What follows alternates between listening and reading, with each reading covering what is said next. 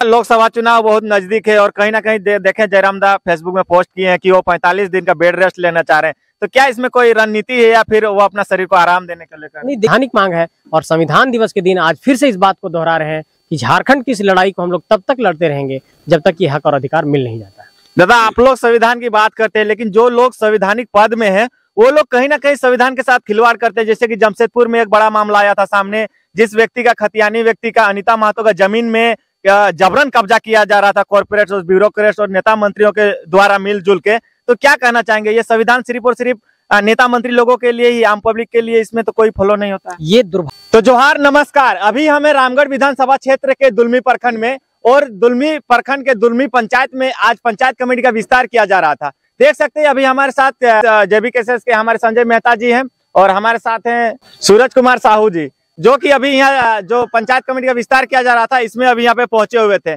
और आज संविधान दिवस है तो कहीं ना कहीं जेबीकेएसएस के जो भी साथी हैं, जो भी जेबीकेएसएस के सदस्य हैं, वो हमेशा संविधान की बात करते हैं और संविधान की लड़ाई लड़ रहे हैं इतने दिनों से। तो आज संविधान दिवस है, हम संजय दा से बात करेंगे और संजय दा से जानना चाहेंगे। संजय दा, सबसे पहले आपको जोहार रहेगा। दादा, बहुत बहुत जोहार। आपके तमाम दर्शकों को भी बहुत बहुत जोहार। दादा, आज संविधान दिवस है और कहीं ना कहीं आप लोग जो लड़ाई लड़ रहे हैं वो संविधान को लेकर ही लड़ रहे हैं, क्या कहना चाहेंगे? बिल्कुल, ये हमारी लड़ाई बिल्कुल संवैधानिक दायरे में है और संवैधानिक हक अधिकारों को लेकर के ही है। क्योंकि हम लोगों ने लगातार एक बात ये कहा कि झारखंड में झारखंडियों को उनका हक अधिकार मिले, यहाँ की नौकरी में झारखंडियों को प्राथमिकता मिले, 3rd और 4th ग्रेड की नौकरी में। हम लोगों ने दूसरा ये कहा कि अगर आप विस्थापित कर रहे हैं तो पुनर्वास की एक नीति होनी चाहिए। अगर हमारे खेत पर आप फैक्ट्री लगा रहे हैं, कोयला निकाल रहे हैं, तो यहाँ के लोगों को फिर आप कहाँ भेज रहे हैं, उनके जीवन का क्या हो रहा है, इसका जवाब चाहिए।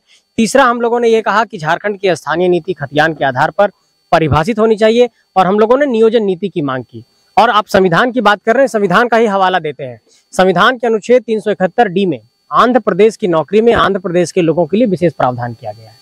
और अगर झारखंड 15 नवंबर 2000 की तारीख को एक नया राज्य बना तो झारखंड के लोगों को भी यहाँ की नौकरियों में प्राथमिकता मिलनी चाहिए। और इसमें कोई गलत मांग नहीं है। अगर झारखंड में झारखंडी के लिए हम लोग नौकरी की मांग कर रहे हैं, प्राथमिकता की मांग कर रहे हैं, तो ये बिल्कुल संवैधानिक मांग है। और संविधान दिवस के दिन आज फिर से इस बात को दोहरा रहे हैं कि झारखंड की इस लड़ाई को हम लोग तब तक लड़ते रहेंगे जब तक ये हक और अधिकार मिल नहीं जाता है। दादा, आप लोग संविधान की बात करते हैं, लेकिन जो लोग संवैधानिक पद में है वो लोग कहीं ना कहीं संविधान के साथ खिलवाड़ करते हैं। जैसे कि जमशेदपुर में एक बड़ा मामला आया था सामने, जिस व्यक्ति का खतियानी व्यक्ति का अनिता महतो का जमीन में जबरन कब्जा किया जा रहा था कॉर्पोरेट्स और ब्यूरोक्रेट्स और नेता मंत्रियों के द्वारा मिलजुल के। तो क्या कहना चाहेंगे, ये संविधान सिर्फ और सिर्फ नेता मंत्री लोगों के लिए ही, आम पब्लिक के लिए इसमें तो कोई फॉलो नहीं होता? ये दुर्भाग्य है भारतीय राजनीति का, भारतीय सियासत का, झारखंड की राजनीति का, कि जो लोग पैसे और पूंजी वाले लोग हैं और जो कह सकते हैं कि जो क्राइम करते हैं, जो मनी पावर है, जिनके पास मसल्स पावर है, वो चाहते हैं कि इसी की बुनियाद पर हम यहाँ की जमीनों को लूट लें। और झारखंड की जमीनों पर यहाँ के कॉरपोरेट लोगों का, यहाँ के नेताओं का, यहाँ के बाहरी ताकतों का एक गिद्ध की निगाह है कि कैसे गरीबों का जमीन लूटा जाए। आप देखिए कि जब सीएनटी और एसपीटी का कानून हमारे बीच है, उसके बावजूद भी यहाँ पर जमीनें लूटी जा रही है। अगर सीएनटी और एसपीटी जैसा कानून नहीं होता तब क्या हाल होता? सीएनटी में तो कम से कम एक बाध्यता है कि थाना क्षेत्र के दूसरे में आप नहीं ले सकते हैं। आप समझ लीजिए कि सीएनटी का कानून होने के बावजूद भी आज देखिए पूरे रांची के क्षेत्र में कैसे वहां के आदिवासियों का जमीन लूटा। पीछे तरफ आइए इधर। और आप देखिए कि जो एसपीटी है, संथाल परगना टेंडेंसी एक्ट, उसके होने के बावजूद भी सिर्फ झारखंड के संथाल में आप देखिए वहां भी जमीनों की लूट हुई है। आप देखिए झारखंड के उत्तरी छोटा नागपुर में वहां भी जमीनों की लूट हुई, दक्षिणी छोटा नागपुर में जमीनों की लूट हुई। तो ये एक तरीके से जमीनों का लूट का एक बहुत बड़ा सिंडिकेट है झारखंड में, गैंग है, जो लोग ताकत के बल पर, पैसे के बल पर, प्रशासन को मैनेज करने की बुनियाद पर जमीनों को लूटना चाहते हैं। और जेबीकेएसएस ने अपना ताकत दिखाया और एक तरीके से सीधे जो सत्ता के शीर्ष पर बैठे हुए लोग हैं उन लोगों से लड़ने की कुव्वत दिखाई। ये ताकत सिर्फ जेबीकेएसएस के भीतर इस वक्त है। और मुझे कहने में कोई गुरेज नहीं है कि जेबीकेएसएस आज की तारीख में अगर झारखंड के मुद्दों पर कोई लड़ने वाला संगठन है तो वो एकमात्र संगठन जेबीकेएसएस है, जो बिना किसी मतलब कहते हैं कि डर के इस आंदोलन को आगे बढ़ा रहा है और इस लड़ाई को लड़ रहा है। जो लोग संवैधानिक पद में बैठे हैं वही लोग यदि संविधान का हनन कर रहे हैं तो फिर आम पब्लिक क्या करेंगे? आम पब्लिक फिर विद्रोह करेगा, आंदोलन होगा। ये झारखंड की धरती एक तरीके से बहुत बड़े आंदोलन का गवाह बनेगी। तो फिर तो आपको नक्सलवाद का नाम देके फिर आपको भीतर कर देंगे। नहीं, संविधान तो कहता है कि सभी व्यक्ति को आपको आंदोलन करने का अधिकार है, सभा करने का अधिकार है, अपनी मांग को सरकार के समक्ष रखने का अधिकार है। तो हम लोग संवैधानिक तरीके से अपनी बात को रख रहे हैं। नहीं तो फिर भी तो जैसे आप बोले कि अभी संविधान में हमारा ये कर्तव्य है, हमारा अधिकार है कि हम भी स्वेच्छा है हम बोल सकते हैं, लेकिन फिर भी आप लोग तो संवैधानिक लड़ाई लड़ते हैं, फिर भी आप लोग के नाम में एफआईआर हो जाता है जहां मन था। देखिए, सरकार के पास जब किसी विचार को दबाने का, जब किसी सोच को दबाने का, जब किसी क्रांति को दबाने का कोई हथियार नहीं मिलता है, तो उसके पास एक हथियार है कि आप देखेंगे कि वो केस मुकदमा करेगा। आप देखिए कि देश में एक बहुत बड़ी परिपाटी भी चली कि आप देखिएगा कि जो लोग सत्ता में होते हैं वो सेंट्रल एजेंसीज का भी आप देखिए बहुत सारा आपको दुरुपयोग दिखता होगा, कि चाहे वो ईडी हो, सीबीआई हो, इनकम टैक्स हो, ऐसी संस्थाओं का भी आपको दिखता होगा कि जो राजनीतिक दल सत्ता में है उन लोगों ने इसका दुरुपयोग किया। ठीक उसी तरीके से अगर हम लोग जब झारखंड में आंदोलन कर रहे हैं तो इस आंदोलन से जिनको नुकसान हो सकता है, जिस सत्ता को हम लोग चैलेंज कर रहे हैं, वो लोग केस मुकदमा की बुनियाद पर हम लोगों के आंदोलन को खत्म करने की एक साजिश करते हैं। लेकिन मैं ये कहना चाहता हूं कि ये विचार इतना बड़ा हो गया है, ये सोच इतना बड़ा हो गया है कि पुलिस के एफआईआर से, केस मुकदमे से ये आंदोलन नहीं रुकने वाला है। ये आंदोलन रुकना होता तो 21 दिसंबर 2021 को शुरू हुआ था। कोई भी आंदोलन को और धरना प्रदर्शन को पुलिस एक दिन में खत्म कर देती है, चाहती है तो चाहती तो ये 2 साल नहीं चलता। लेकिन कहीं ना कहीं झारखंड के लोग भी जिद पर अड़े हुए हैं कि एक तरफ तुम्हारे एफआईआर और एक तरफ इधर हम लोगों का फायर। दादा, लोकसभा चुनाव बहुत नजदीक है और कहीं ना कहीं देखें जयराम दा फेसबुक में पोस्ट किए हैं कि वो 45 दिन का बेड रेस्ट लेना चाह रहे हैं, तो क्या इसमें कोई रणनीति है या फिर वो अपना शरीर को आराम देने को लेकर? नहीं, देखिए, एक बात तो समझना होगा कि टाइगर जयराम महतो जी ने झारखंड को जो दिया है वो यहाँ की पीढ़ियां कभी भी इस कर्ज को नहीं अदा कर पाएगी।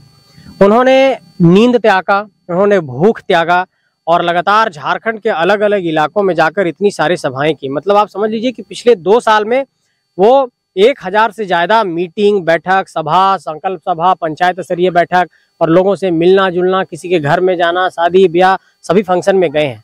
और अभी तो कुछ दिनों पहले मुलाकात हुई, हम लोग घर पे ही बैठे हुए थे, वो कह रहे थे कि मैं गाड़ी में ही सोता हूँ चलते हुए। तो शरीर है और उसको बिल्कुल तरीके से उसका ख्याल रखा जाना चाहिए। और हम लोग भी बहुत चिंतित होते हैं, हम लोग भी कहते हैं कि इतना ज़्यादा मत आप परेशान होइए, हम लोग भी देखते हैं। तो हम लोगों को भी बहुत हौसला आता है कि जब हमारे नेता इतना मेहनत कर रहे हैं, वो लगातार झारखंड के अलग अलग इलाकों में जाकर के लोगों को जगा रहे हैं।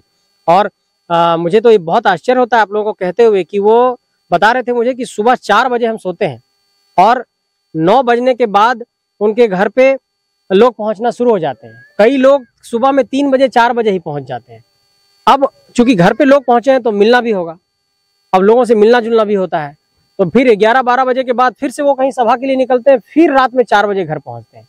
अब रात में वो कहाँ सोते हैं, नहीं सोते हैं, कभी कभी अपना घर पहुंच पाते हैं, कभी कभी 20 दिन 25 दिन अपने घर भी नहीं जा पाते हैं। तो एक तरीके से उनके स्वास्थ्य पर हम लोगों को एक बहुत बड़ी चिंता होती है।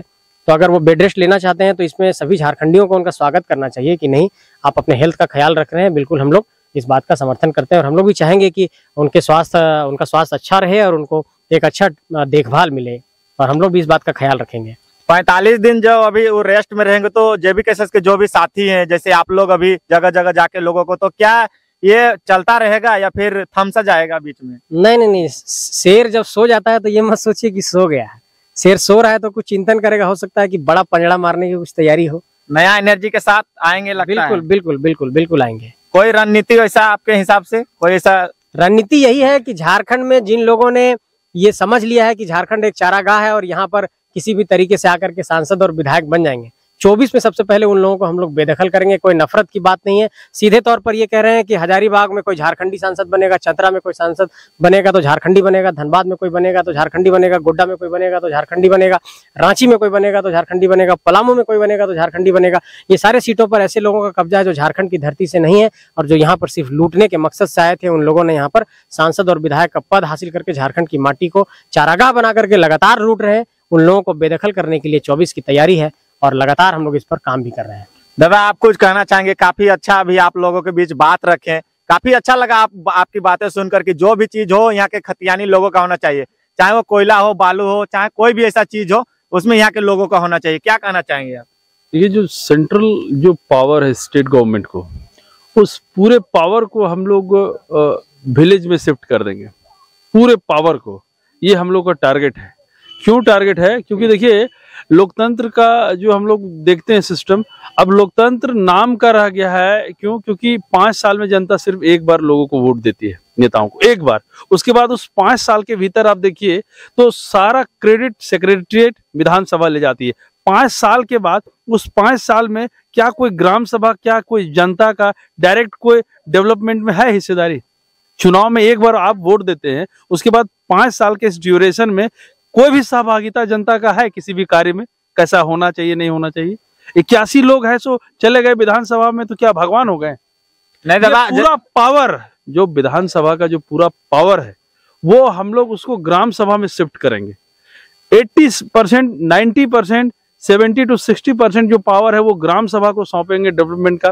क्यों यहाँ ग्राम सभा को एनर्जी देने का जरूरत है? समझिए, यहाँ इसलिए ग्राम सभा को एनर्जी देने का जरूरत है क्योंकि जो झारखंड का जितना भी सोर्सेज है, जितना रिसोर्सेज है, गांव से मिलता है। बालू कहाँ से देते हैं हम लोग? गांव का लोग हमारा बचा के रखा है। कोयला कहाँ से दे रहे हैं? जंगल कहाँ से, लकड़ी कहाँ से दे रहे हैं? सारा मेरा सोर्स बॉक्साइड हो, अबरक हो, सब हमारा गांव का लोग उसको बचा के रखा है।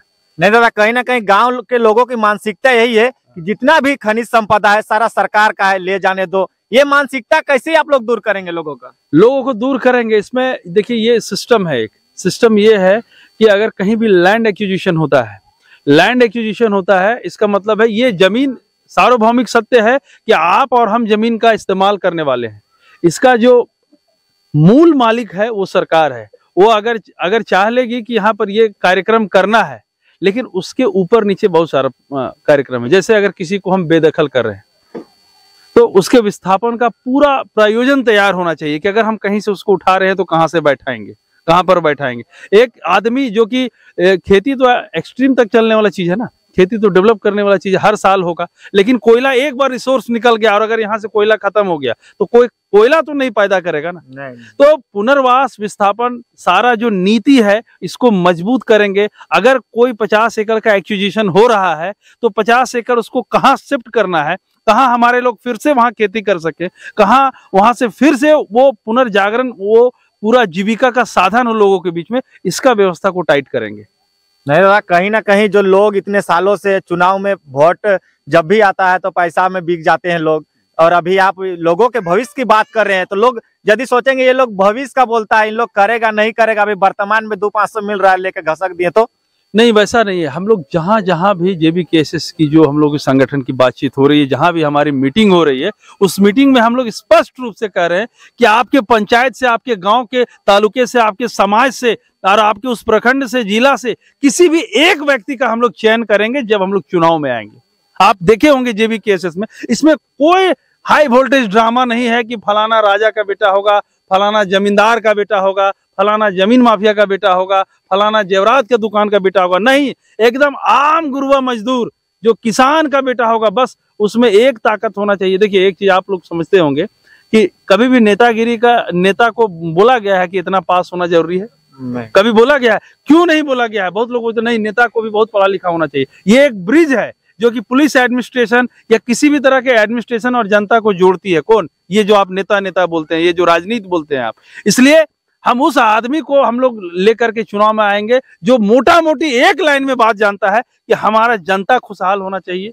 जो जनता खुशहाल कैसे होगा? दो चीज से, उसका सोर्स ऑफ इनकम होना चाहिए, पैसा होना चाहिए उसके पास, दूसरा उसका परिवार, बाल बच्चा पढ़ा लिखा होना चाहिए। ये दो बुनियादी चीज है जो जनता को लेकर के ऊपर आएगी। ऐसा नहीं है कि 5 साल में एक दिन मुर्गा दारू खाएं, वोट दे दिए, किसी को जिता के भेजा दिए।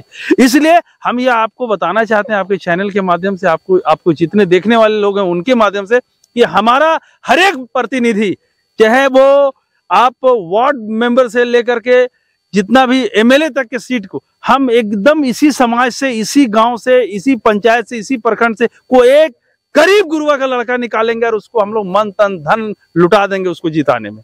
इसलिए निश्चित रहिए आप।